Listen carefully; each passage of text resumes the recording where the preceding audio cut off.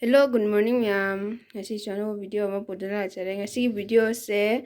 yerum thongba oidne ko. Yerum thongba se sisina boil tawdoni adagi asisina hadi omelette hawraga hapdone ba. Do makha tabdo yemunirsi ma'am kamai tawi nungai te habdo ma'am comment tobiramo. Chamna dum thongdoni ma'am. Game over. Ma'am hosiko motor आलू से फुटबो लोरेबको सिगा मसला हापगा थम्मे अदुदगी सिसिना जेरुमसिना असिसिना होरेन fry तोरगा अदुम थावतोनेबा पुंगोना असि जेरुम तरुकसे असिसिना omelette हौतोनेबको हजे थुगाइद्रेबा हजे थुगारनी सोंना पान थांगलेबको सिदा array हजे मखा थावने हसी हजे थांगलगे अदो खुदमतना पारगा तौबनिनाने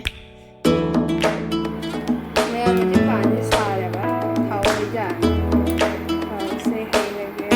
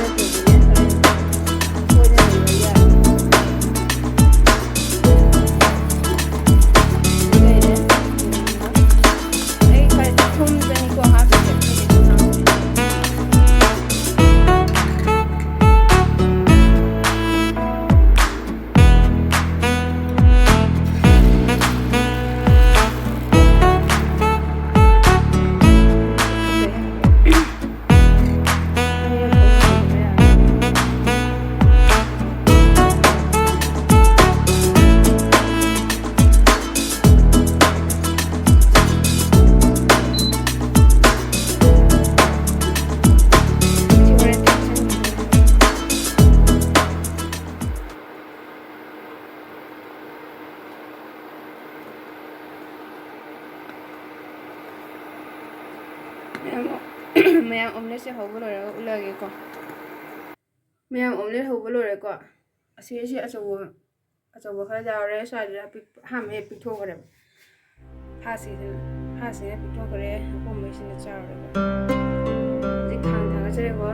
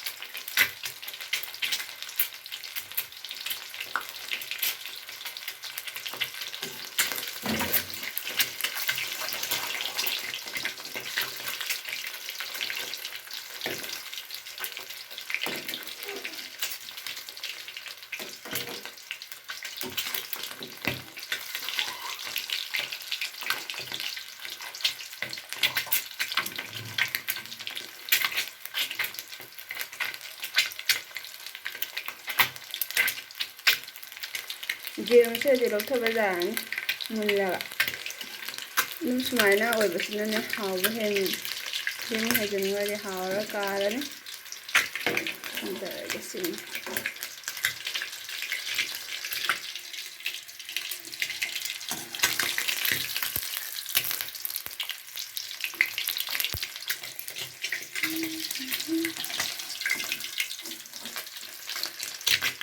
Nè hầu đúng rồi đây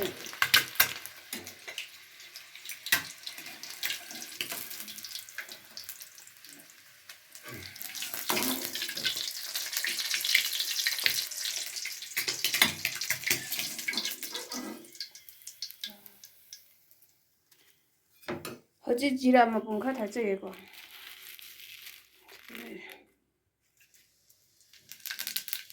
đấy đúng chỉ lâu để thật chân rồi kìa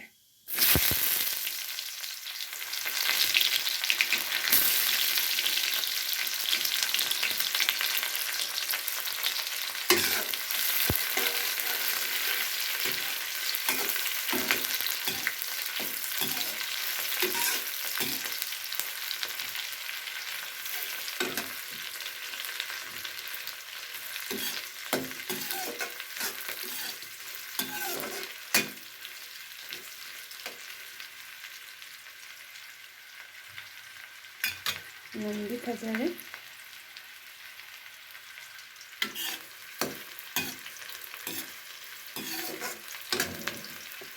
Asigi tilaw se brown khara khara changa pada sok tok sala ne mun de khada batanga ni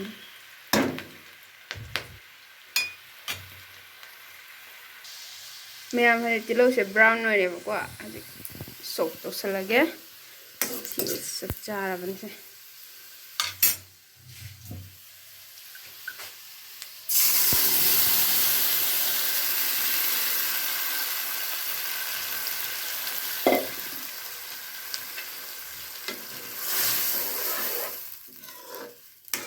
May hapchallage may hapchallani thum thakchallani nore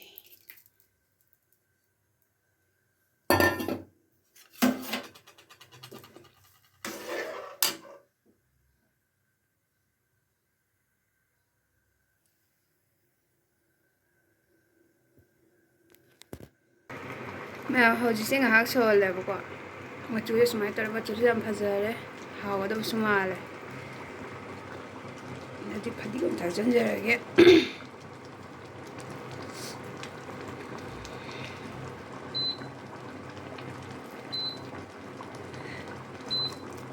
siya ga mata si de lo sen jarage ma'am mathang da mo anwa video ma pujarake ma'am support to view ai gi channel sida bye ma'am